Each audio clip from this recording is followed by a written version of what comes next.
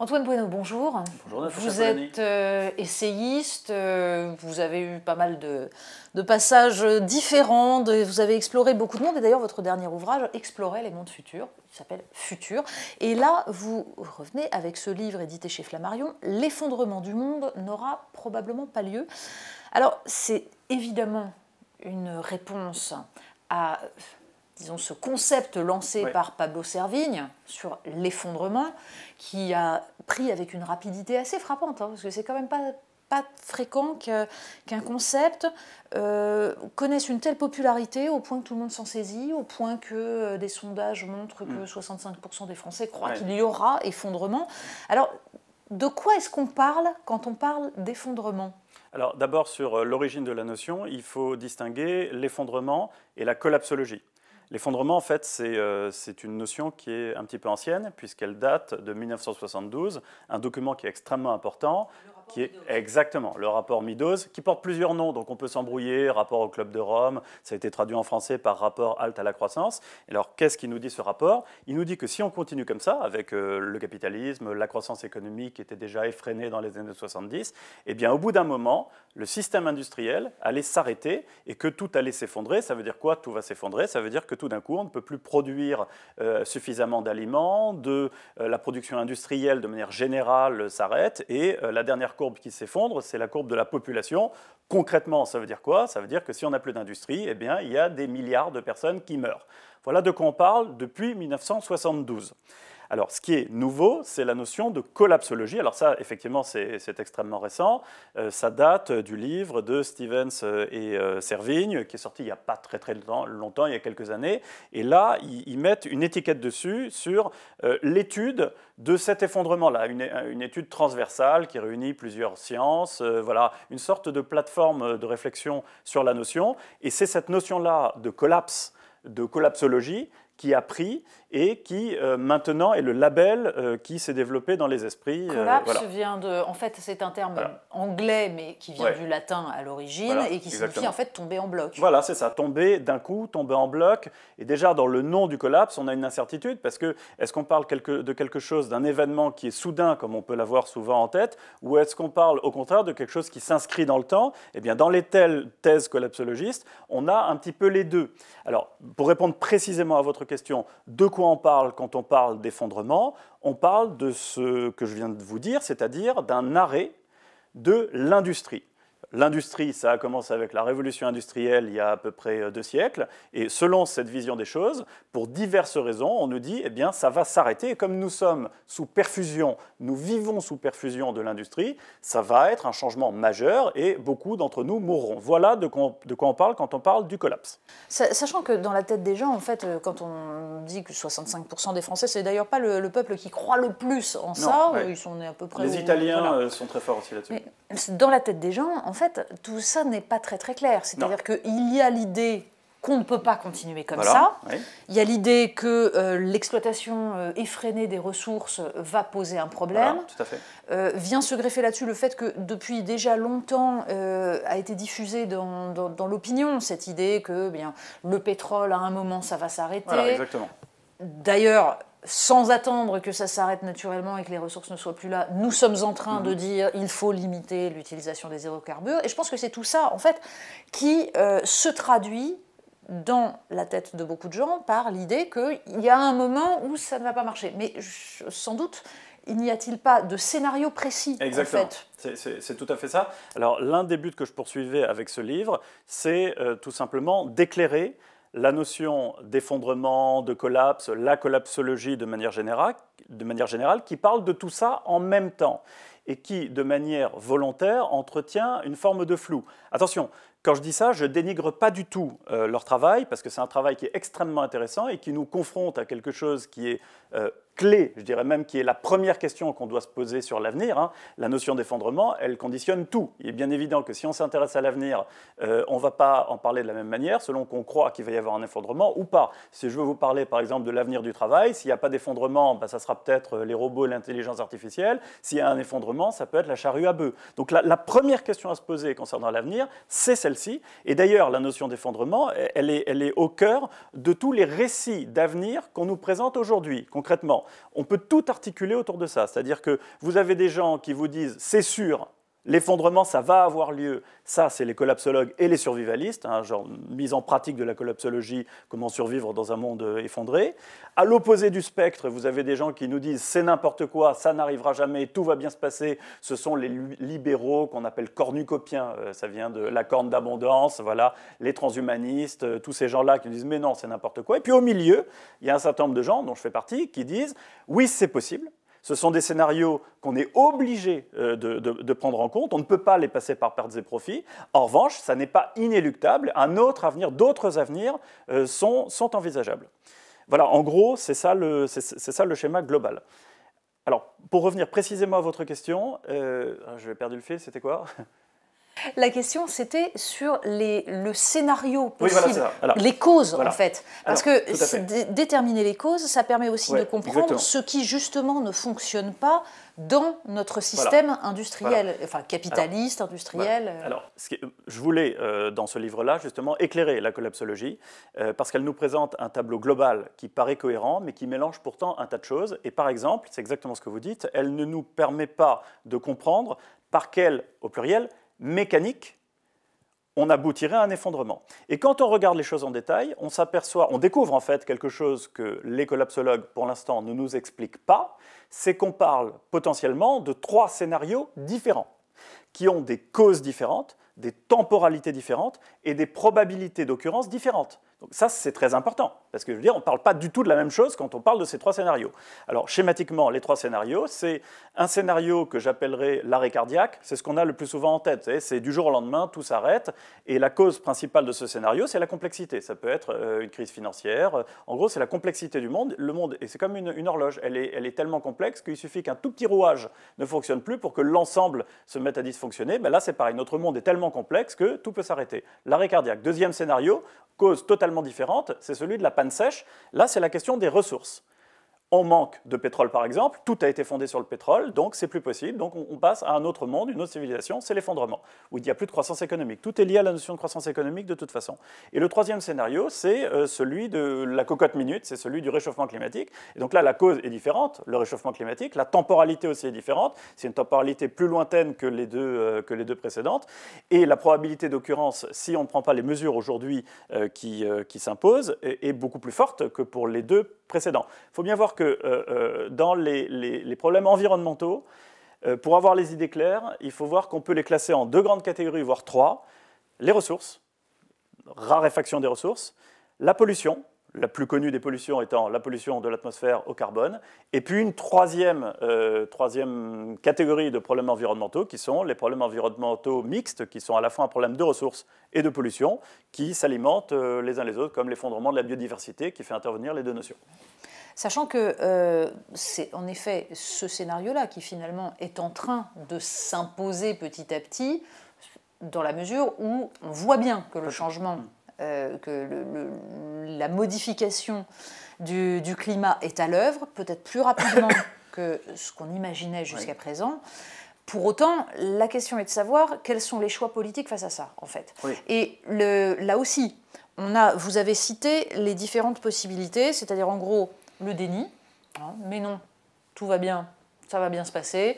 Même, d'ailleurs, c'est dans le scénario, vous dites les transhumanistes, etc. En gros, il y a cette idée que la technique va systématiquement réparer. Voilà, va permettre chez ces gens-là. Voilà.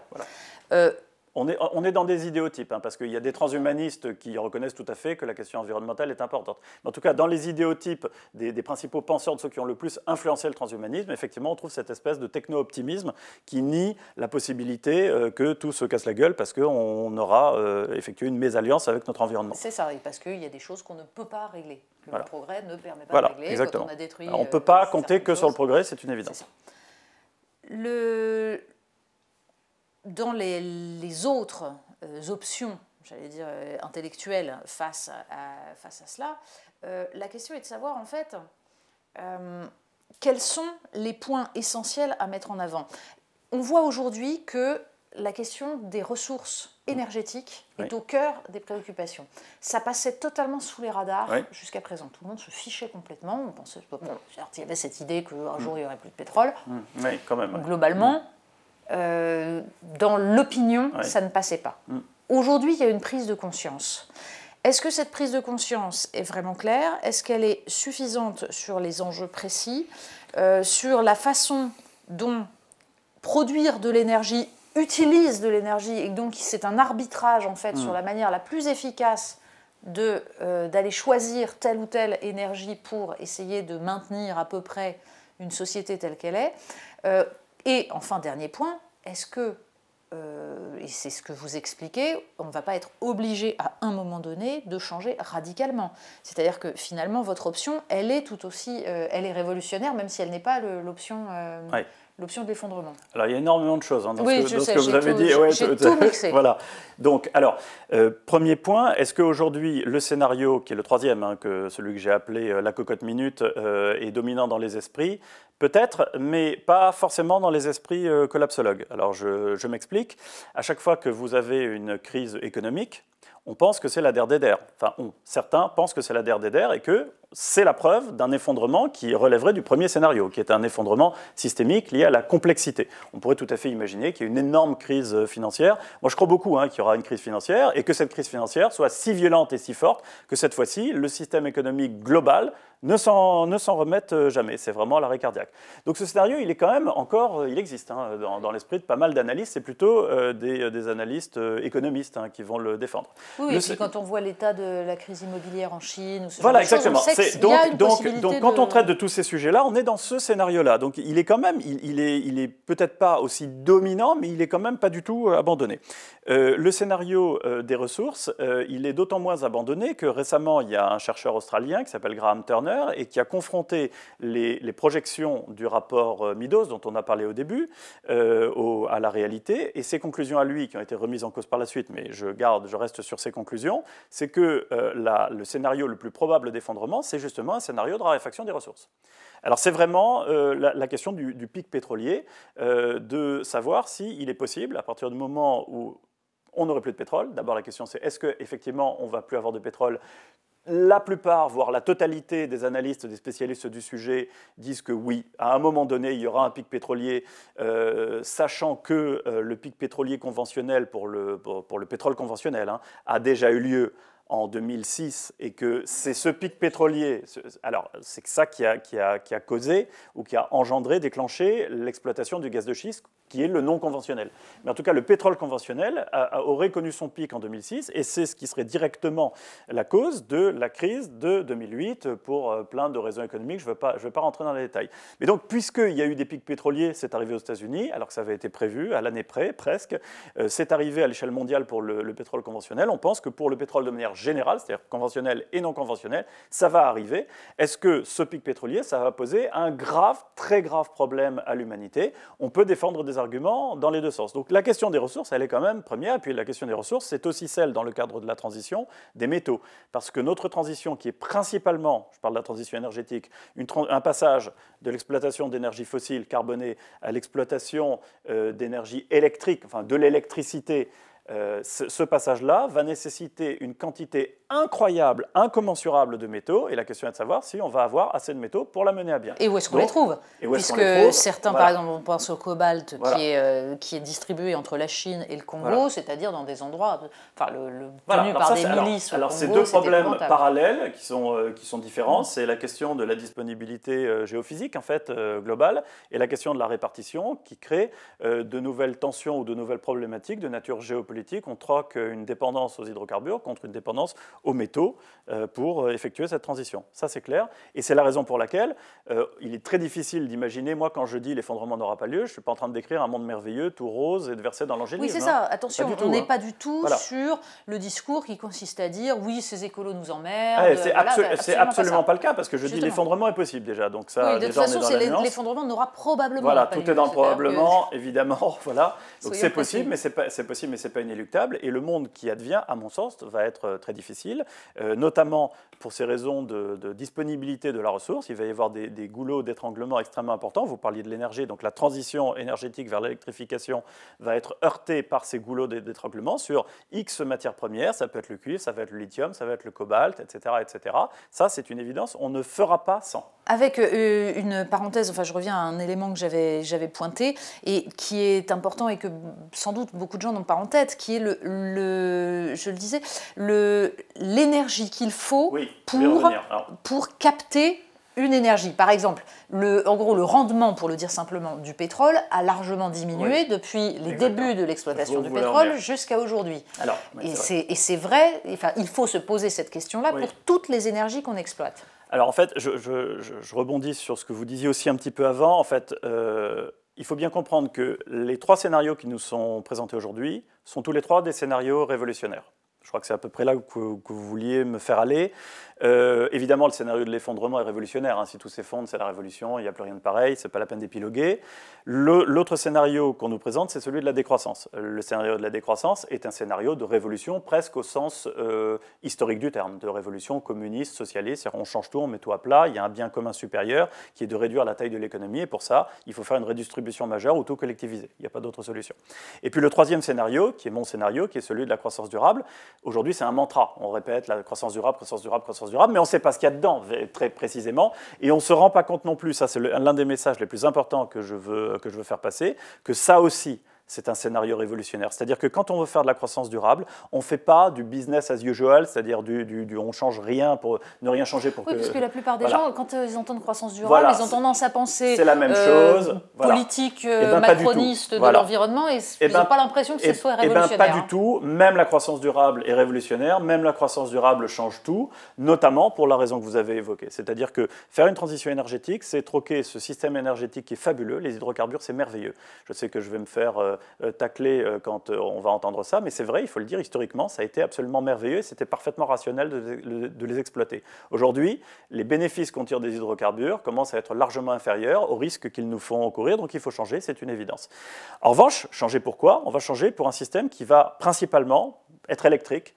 Il n'y a pas vraiment d'alternative à l'électrique. Et un système électrique, c'est un système qui produit beaucoup moins d'énergie, qui est beaucoup moins efficace, même avec des révolutions technologiques. Vous parliez de la technologie, on ne peut pas tout miser dessus. Même avec des révolutions technologiques faramineuses, de toute façon, on aura moins d'énergie avec un système électrique, tout électrique, bas carbone, qu'avec le système carboné aujourd'hui. Ne serait-ce que parce que ça ne se stocke pas et donc il y a exactement, il y a plein de raisons. Il y a les métaux dont on a parlé, il y a le fait qu'il faut les stocker, il y a le fait que pour faire de l'électricité, il faut aussi un réseau qui est extrêmement important. Ce n'est pas comme un litre d'essence qui se porte dans un jerrycan. Donc tout ça est beaucoup plus compliqué, on aura moins d'énergie, et avoir moins d'énergie, ça change tout, ça change le monde. Ça veut dire que si on a encore de la croissance, c'est ça l'idée de la croissance durable, forcément elle sera moins forte, moins soutenue que ce qu'on a connu. On va préciser un petit peu, parce que là vous avez, l'effondrement, on a compris, encore qu'il faudrait être plus clair sur ce que ce serait réellement, parce que en fait, la question de savoir quel modèle de société on construit à partir de ces scénarios est essentielle. Mais bon, pour l'instant, restons sur croissance durable ou décroissance. Expliquez clairement les choses. C'est-à-dire que la question de la croissance durable, vous restez sur l'idée qu'il faut une croissance de l'économie et que cette croissance de l'économie doit tenir compte de l'ensemble des données environnementales et donc être modifiée radicalement sur ces bases par rapport à ce qui existe aujourd'hui. C'est ça la différence avec la décroissance. Mais finalement, quand la décroissance nous dit il faut... Parce qu'en fait, la décroissance, ça ne veut pas dire revenir à la bougie. Les tenants de la décroissance nous disent il faut en fait penser un monde qui ne soit pas indexé sur l'objectif de croissance et qui organise la société différemment. Donc expliquez-nous quelle est la différence entre ces deux modèles et pourquoi vous estimez que la décroissance ne pourrait pas fonctionner, c'est-à-dire en fait une idée d'une économie qui serait davantage circulaire, qui serait davantage fondée non pas sur la production permanente de biens, mais sur la réutilisation. Enfin, voilà. Bon, sur la croissance durable et la décroissance, je pense qu'il y a deux manières de raisonner. Il y a une manière de raisonner qui est intéressante et qui est théorique. C'est de montrer qu'on a deux concepts qui sont exactement à front renversé. Chacun de ces deux concepts recouvre deux propositions, présente deux propositions qui sont exactement symétriques. La décroissance vous dit, pour réduire notre impact environnemental, il faut réduire notre activité économique. Ça, là, c'est un gros point en faveur de la décroissance, c'est indéniable. Aujourd'hui, par exemple, pour les gaz à effet de serre, on a réussi à réduire nos émissions de gaz à effet de serre que quand on faisait de la décroissance, c'est-à-dire de la récession. C'est-à-dire 2 années, là, au cours des dernières années, c'est en 2009 et en 2020, parce qu'il y avait des graves crises et que donc l'économie était réduite. Oui, c'est toute la question, de savoir si la décroissance, ça se réduit à la récession. C'est Alors, pas la même chose. C'est pas du tout la même chose. C'est pas la même chose. Il y a une différence entre la récession qui, justement, est le recul d'un système qui est fondé sur la croissance. Oui. La décroissance, c'est pas ça. Et aussi, c'est subi. Voilà, exactement. C'est la différence. Alors que la décroissance, c'est pensé. Tout à fait. C'est penser un système. Mais ce que je veux dire, c'est qu'aujourd'hui, on n'a pas d'autre technologie que de réduire la taille de l'économie pour réduire nos émissions de gaz à effet de serre ou de manière globale notre pollution, notre impact environnemental. Là, c'est alors que de l'autre côté, la croissance durable vous dit si, il est possible de continuer de croître, de continuer de produire de la richesse, mais en réduisant notre impact environnemental. Ça, en revanche, c'est pas encore vérifié. C'est très peu vérifié, c'est ce qu'on appelle le découplage. C'est-à-dire qu'on estime qu'à un moment donné, on va pouvoir produire de la richesse et que ça sera découplé de la pression qu'on exerce sur nos ressources. Là, c'est un point, je dirais, si on doit faire l'arbitre, un point plutôt du côté de la décroissance et un point en moins du côté de la croissance durable. Les autres propositions sont de nature sociale. La décroissance vous dit, eh ben, même en réduisant la taille de l'économie, on peut maintenir le niveau de vie des populations, voire l'augmenter. Alors ça, là, c'est un point négatif du côté de la décroissance parce que, pour l'instant, on n'a jamais réussi à faire. On ne sait pas comment faire. Donc, à un moment, il faut démontrer la chose d'un point de vue économique. Et de l'autre côté, vous avez un point en faveur de la croissance durable qui vous dit, c'est pas possible, il n'y a qu'en augmentant la richesse globale qu'on arrive à augmenter progressivement, plus ou moins, et plus ou moins bien, le niveau de vie des populations. Et si on fait l'inverse, on réduit le niveau de vie. Donc ça, c'est le débat théorique. Après, il y a un débat pratique. Le débat pratique, c'est est-ce qu'on peut imaginer mettre en œuvre un système de décroissance dans le monde réel? Et là, on s'aperçoit que c'est parfaitement utopique. Premièrement, on ne peut pas décroître seul. C'est-à-dire qu'on est dans un monde qui est unifié aujourd'hui, la mondialisation, la globalisation, vous l'appelez comme vous voulez. Si un pays veut décroître aujourd'hui, qu'est-ce que ça signifie? Ça signifie que d'un point de vue économique, il est mort. Ça signifie qu'il doit faire de l'autarcie, ça signifie qu'il doit se couper du reste du monde. Pourquoi? Pour une raison très simple. C'est que l'ensemble du système économique mondial, et d'ailleurs vous l'avez dit tout à l'heure, est lié à la perspective d'un gain. Si aujourd'hui j'investis, c'est pourquoi? C'est pour demain gagner un peu d'argent. Dans un pays qui fait de la décroissance, qui c'est qui va investir? Plus personne. Et mieux que ça, les activités qui sont locales vont aussi partir, puisqu'il n'y a plus de gains possibles. C'est une hémorragie économique majeure qui n'est absolument pas pensée, d'un point de vue économique, par les tenants de la décroissance. Moi, j'attends qu'on me démontre qu'il est possible, pour un pays seul, vous connaissez, c'est la problématique du communisme dans un seul pays, quand Staline est arrivé au pouvoir, etc. Non, on ne peut pas, est-ce qu'on peut y arriver? Il faut faire le nationalisme, on n'y arrive pas. C'est une aporie. Et là, c'est exactement la même chose. Admettons maintenant que par un coup de baguette magique, je ne sais pas trop comment on va faire, mais le monde entier veuille décroître en même temps, comment on fait? Il n'y a qu'un seul moyen de faire ça, c'est de renchérir l'énergie et les matières premières, c'est-à-dire ce qui fait qu'on peut produire. Si vous renchérissez ça, forcément, ça devient beaucoup plus difficile de produire, et donc vous réduisez la taille de votre économie. Et dans ces conditions, comment vous faites pour redistribuer, pour ne pas qu'il y ait un effondrement massif du niveau de vie des populations?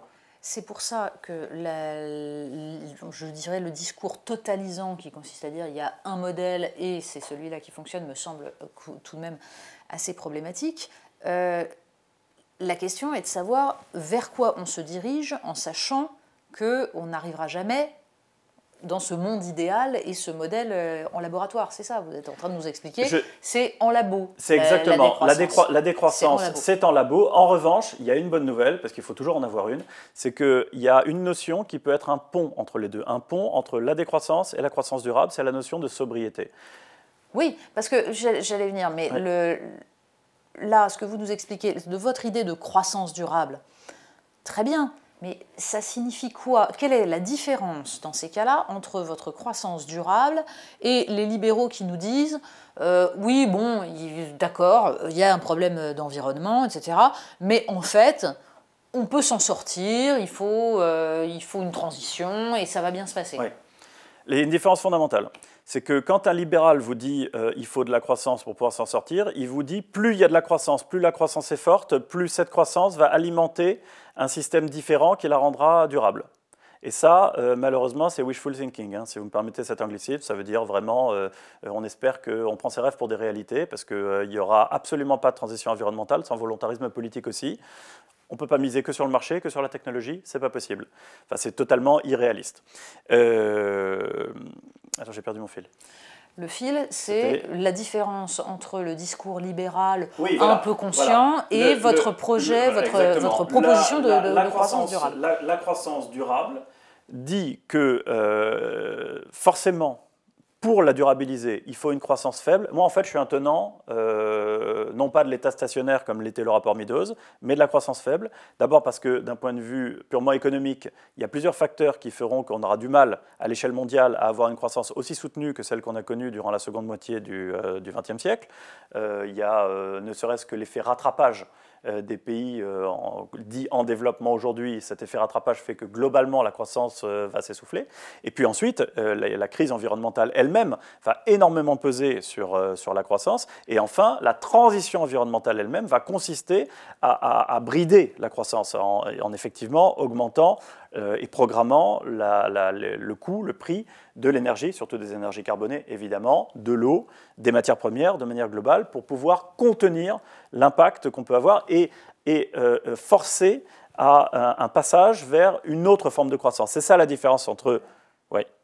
Expliquez-moi pourquoi dans votre modèle, c'est pas grave si le reste du monde n'est pas du tout sur cette ligne-là.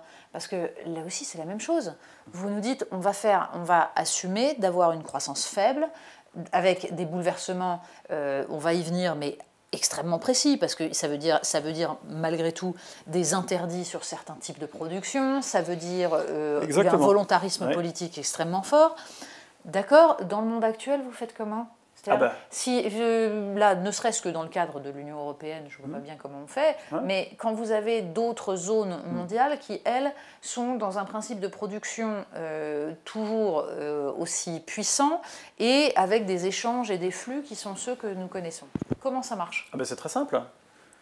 Vous allez avoir, avec le réchauffement climatique, par exemple, une raréfaction de la ressource hydrique, de la ressource en eau. Bon. La solution pour mieux gérer l'eau, c'est d'en augmenter le prix, puisque là, aujourd'hui, l'eau est quasiment gratuite. À partir du moment où vous aurez un prix qui sera imposé en fait, par les autorités locales à la ressource en eau, pour en optimiser la gestion, ça pèsera sur l'ensemble de la chaîne de production. Et donc, c'est un système qui est imposé à la fois par des contraintes environnementales, des contraintes physiques, des engagements internationaux aussi, avec les accords de Paris, qui vont imposer d'intégrer la contrainte carbone à toutes les fonctions de production. Et donc là, on est dans un mécanisme qui s'auto-alimente et qui est totalement de nature rationnelle et économique. Donc vous êtes dans Juste ce que je voulais dire, c'est que la différence avec les libéraux concernant la croissance durable, c'est que la croissance durable, c'est une croissance qui est très différente de celle qu'on connaît aujourd'hui, à la fois d'un point de vue quantitatif. Les libéraux vous disent qu'il faut en faire un maximum, et quand on est dans la croissance durable, on sait qu'il ne faut pas en faire un maximum et que même la brider, ça peut être pas mal. Et une différence aussi qualitative, parce qu'on n'est pas contre la croissance à condition de faire une autre croissance, c'est-à-dire d'alimenter différemment la croissance qu'on fait. C'est ça que je reproche à la décroissance, c'est d'être dogmatique, c'est de dire la croissance, elle est mauvaise en soi. Mais non, elle n'est pas forcément mauvaise en soi, parce qu'on peut avoir une partie de la croissance qui restaure les équilibres naturels, et là, elle est positive.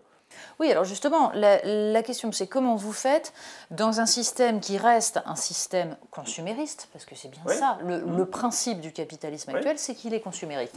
La croissance, elle s'appuie sur ce principe de consommation et de production. Comment on fait pour en sortir de ça, pour ne pas être totalement prisonnier de cette logique? C'est-à-dire que tout ce que vous dites est très bien, mais concrètement, quand on a un pays qui fonctionne grâce à la grande distribution, qui fait venir des produits du plus loin possible, en les payant le moins cher possible, dans des conditions de production absolument dégueulasses, comment vous faites pour limiter ça dans l'état actuel des choses?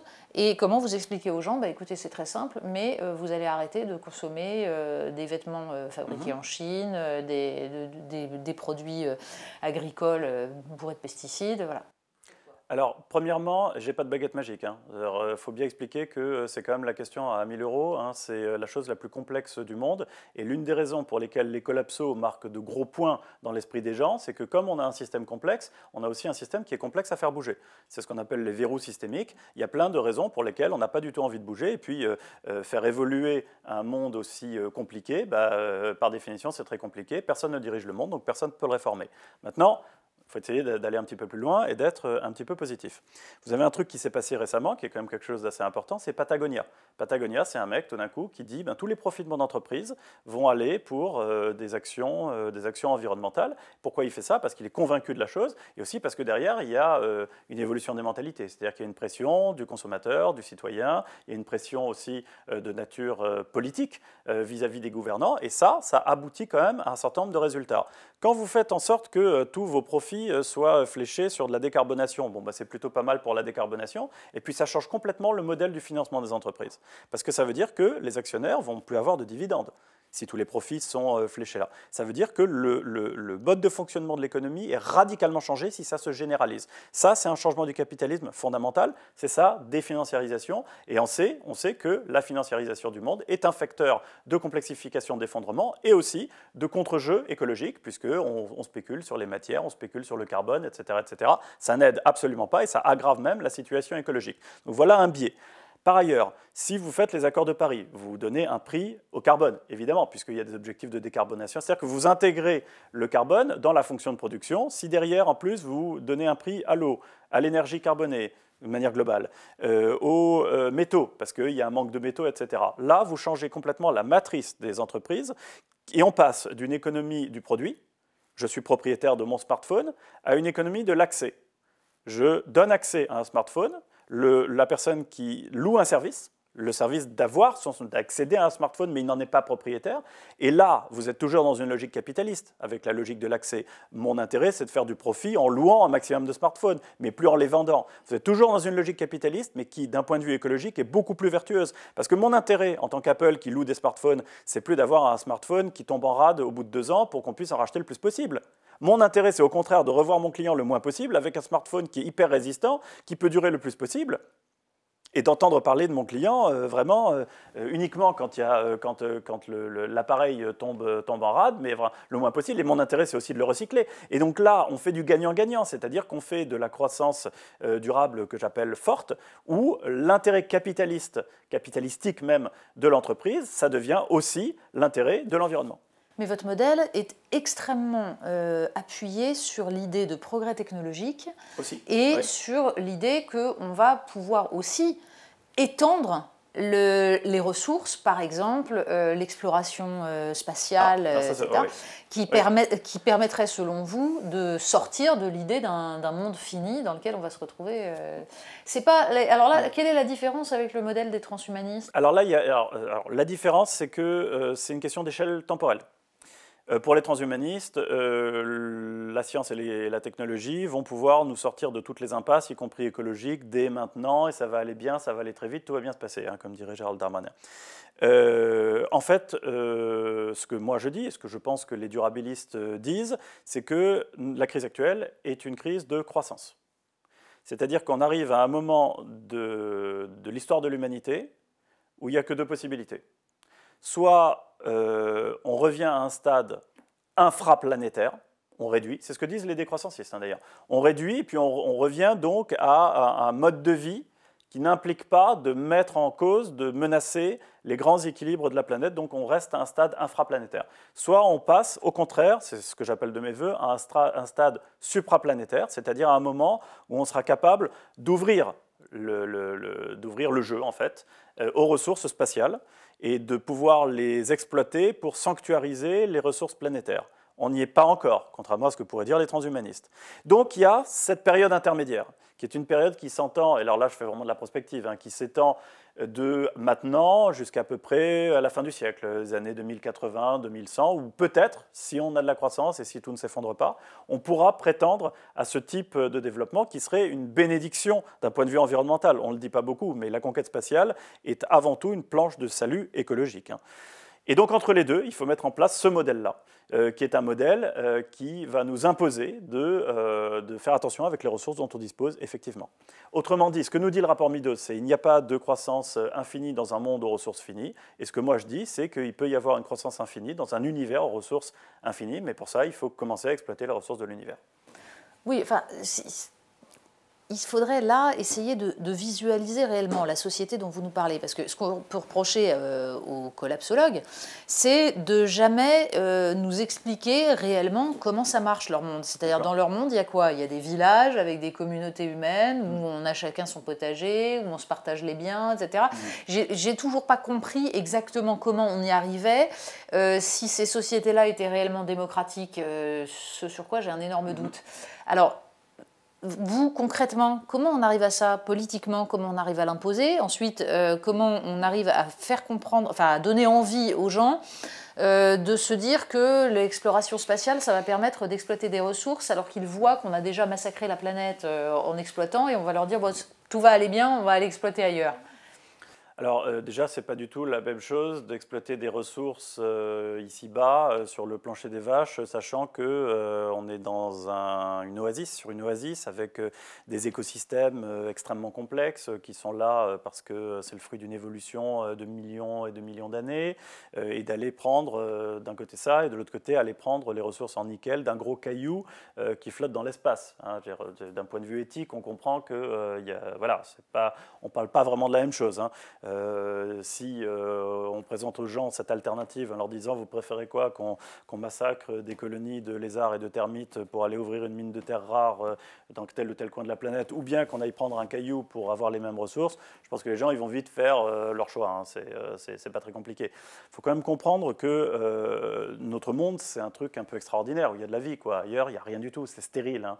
Donc si on place la vie par exemple, on est dans des questions plutôt éthiques, philosophiques. Hein. Je ne m'y hasarderai pas trop, c'est pas mon domaine. Hein. Mais si on place la vie au-dessus de tout et qu'on considère que ça c'est bien, bah, on voit bien que le mieux c'est d'aller exploiter des cailloux, des astéroïdes un peu là-haut, quoi. Bon. Donc ça ne me semble pas être un problème, disons, philosophique ou éthique ou spirituel. En revanche, la question c'est comment on passe l'hiver, si vous me passez l'expression. C'est-à-dire comment on fait le pont entre maintenant et cette période-là, et ça va être extrêmement compliqué. Vous me posiez la question politique. Au moment où je vous parle, c'est le fruit de mes travaux actuels. Hein, pour tout vous dire, de mon prochain livre, c'est là-dessus que je travaille. C'est la question de la compatibilité avec la démocratie. Je ne peux pas vous dire s'il ne faut pas des régimes autoritaires pour mettre en place une transition environnementale digne de ce nom. Sauf que c'est toute la question. Ah, c'est-à-dire que le débat actuel, oui, c'est le fait qu'on sent de plus en plus poindre une forme de détestation de la démocratie de la part des militants écologistes qui considèrent qu'il y a quelque chose de plus important. C'est-à-dire à partir du moment où on établit une urgence, cette urgence vitale, elle passe avant tout. Donc en effet, elle passe avant la démocratie. Alors est-ce que la démocratie peut aboutir enfin peut permettre de mener, je ne sais pas, j'ai des doutes. Parce que quand on est clair, droit dans ses bottes et qu'on connaît bien les sujets, on a des doutes. J'observe qu'aujourd'hui, le parlementarisme n'est pas un cadre qui permet de faire passer des réformes écologiques ambitieuses, parce que le parlementarisme ne fait que les raboter pour défendre des intérêts. Et c'est comme ça que ça fonctionne. Je ne suis pas en train de blâmer les politiques, je blâme le système. Hein. Le système de la représentation parlementaire qui fait qu'on doit défendre des intérêts immédiats, des intérêts très concrets, très précis, des emplois, des entreprises, etc. Et donc, l'objet et l'objectif du système parlementaire, c'est toujours de raboter le plus possible les réformes les plus ambitieuses qui puissent être présentées. Donc le parlementarisme tel qu'il existe aujourd'hui, à moins d'être réformé, n'est clairement pas le bon cadre. Avec la loi climat et résilience, dont je me suis occupé par ailleurs dans mes fonctions, on a vu un modèle étrange et intéressant se mettre en place avec une convention citoyenne. Donc là, c'est de la démocratie directe. Bon, donc là, c'est l'idée inverse. Donc peut-être que la démocratie directe pourrait permettre, si on a de l'espoir, si on essaye de défendre un modèle alternatif à celui d'un totalitarisme vert, par exemple. Donc là, on s'aperçoit qu'une démocratie directe, bien ambiancée hein, quand même par des spécialistes. C'est ça, Voilà, donc est-ce que c'est de la démocratie directe? Est-ce que c'est du bonapartisme parce qu'on a bourré le crâne de citoyens en leur expliquant dans quel sens il fallait penser, etc. N'empêche qu'ils ont accouché, eux, de réformes extrêmement ambitieuse, de propositions très ambitieuses. Il y avait Donc, beaucoup de choses intéressantes. Est-ce que c'est une démocratie directe caporalisée par un exécutif extrêmement fort qui leur bourre le crâne et qui derrière met des CRS pour faire appliquer les mesures que les citoyens, dont les citoyens ont décidé? Parce que là, pour l'instant, le bonapartisme dont vous parlez, il a juste abouti à utiliser cette convention citoyenne, à dire regardez, c'est formidable, on vous écoute, et derrière, on s'assied dessus. Alors, on s'assied dessus, oui et non. C'est là qu'on entre dans le jeu du parlementarisme. Parce que ça, j'étais aux premières loges. On a un texte qui est extrêmement ambitieux, parce que convention citoyenne, donc on va dire que c'est de la démocratie directe, mais c'est de la démocratie directe qui est super dirigée par l'exécutif. Il faut un exécutif fort pour piloter tout ça. Et derrière, vous avez un Parlement qui ne rend la chose politiquement acceptable qu'en rabotant tout. Donc on s'est assis dessus, c'est parce que derrière, il y avait une réalité parlementaire. Si on avait eu un système différent, c'est-à-dire démocratie directe et bonapartisme pur, vous aviez les propositions de la Convention citoyenne, et derrière, vous avez marche ou crève, on les met en œuvre, et puis c'est tout. Oui, enfin, on était quand même dans un contexte où il y avait une majorité. C'est-à-dire que s'il y avait eu une volonté politique... c'est pas le problème. Non, la majorité... C'est pas le problème parlementaire, c'est la question de la volonté politique. Non, mais je vais vous dire une chose. Quand les citoyens disent il faut supprimer tous les vols, prenons des sujets très concrets, hein. Ils disent il faut supprimer tous les vols intérieurs de 4 heures. Ça veut dire quasiment... quasiment tous. Ouais, voilà, quasiment tous. Majorité, pas majorité, les députés, les sénateurs, etc., ils voient quoi, eux? Ils voient leurs électeurs qui leur disent « Ah non, c'est pas possible, nos territoires, il faut les développer, etc. » Majorité, pas majorité, ça change rien. C'est le système de la représentation qui fait qu'à la fin, on aboutit à 2 heures, 2h30. Donc, on a coupé en deux la mesure. C'est ça qui se passe d'un point de vue très concret. C'est pour ça que je dis que, tel qu'il est, actuellement, mais il pourrait être largement réformé, hein. Le système parlementaire ne permet pas de mener ce type de réforme. A contrario, on a eu un système de démocratie directe, bon, on pourrait peut-être s'en inspirer, et puis on peut aller encore plus à contrario en disant qu'il y a certains pays européens qui sont des pays extrêmement parlementaires, très démocratiques, etc., et qui ont mis en œuvre des réformes environnementales plus abouties que la nôtre. Je pense aux pays scandinaves, etc. Donc est-ce que pour l'instant, au moment où on se parle, puis avant réflexion, parce que je suis en train de travailler dessus, on peut disqualifier par nature la démocratie pour mettre en œuvre ce type de réforme? Ce n'est pas si évident, on peut en revanche avoir un doute. Oui, et en même temps, on peut aussi avoir un doute sur tout modèle qui ne serait pas démocratique. C'est-à-dire au nom de quoi on impose à des gens quelque chose qui va jouer sur leur mode de vie, au nom de quoi certains considèrent qu'ils savent mieux que les autres. C'est toute la question de l'expertise. Oui. C'est-à-dire que le principe démocratique, c'est en effet d'éclairer les citoyens. C'est de leur donner suffisamment d'éléments pour qu'ils puissent faire les choix. Mais il y a un pas qu'on franchit quand on considère qu'on sait mieux qu'eux ce qui va être bon, et qu'après tout, il faut faire leur bonheur malgré eux. Ouais. Et c'est un petit peu ça le principe de l'écologie actuellement. Oui, mais alors là, je vais vraiment me faire l'avocat du diable, parce que quand on parle de choses très précises, comme par exemple le réchauffement climatique, il y a des données objectives. Oui, voilà. Bien sûr. Donc, c'est des indicateurs. Si on peut ériger de manière technocratique. Hein, on peut ériger ces indicateurs-là et faire découler toute la politique du pays, en faire découler toute la politique du pays. C'est plus démocratique, c'est technocratique, mais ça s'assoit sur des choses qui sont assez objectives. Ça dépend. Enfin, il me semble que dans le système tel qu'il est aujourd'hui, vous avez des tas de choses qui ont été imposées sans que ce soit absolument validé par les citoyens. Et c'est même ça le problème. Donc la question, c'est comment vous faites pour passer à un système qui, au fond, leur conviendrait sans doute mieux, c'est-à-dire qui ne serait pas fondé sur le libre-échange généralisé, qui ne serait pas fondé sur la financiarisation de l'économie.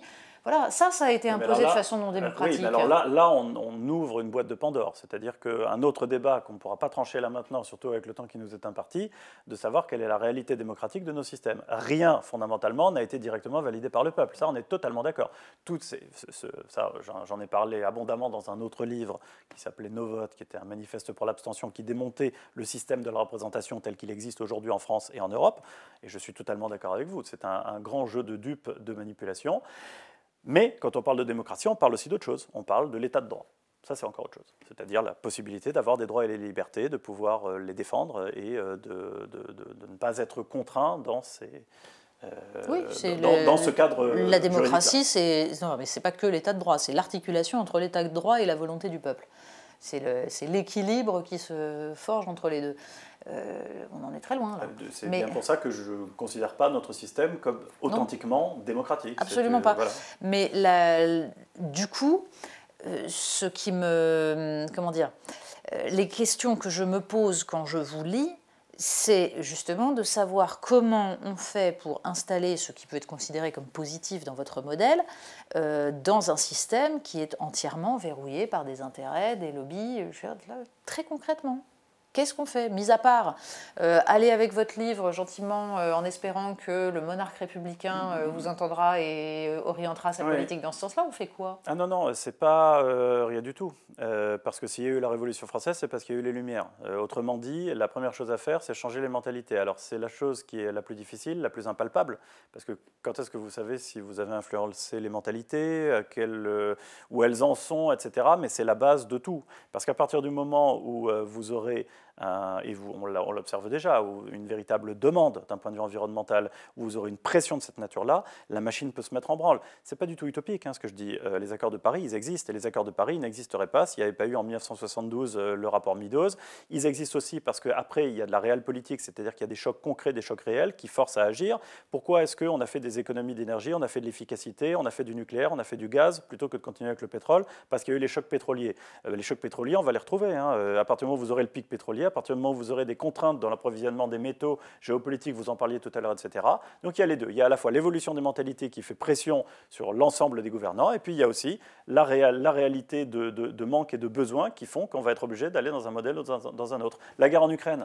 J'allais dire, voilà. En fait, si on vous suit, l'année 2022 est un moment de bascule. 2020 oui, mais disons qu'entre les canicules et la sécheresse de cet été, la guerre en Ukraine qui fait prendre conscience en effet de l'enjeu énergétique, là, on est dans un moment politique qui permet de construire un autre modèle. C'est-à-dire que l'humanité et les gouvernants en faisant partie vont avoir de plus en plus intérêt à agir.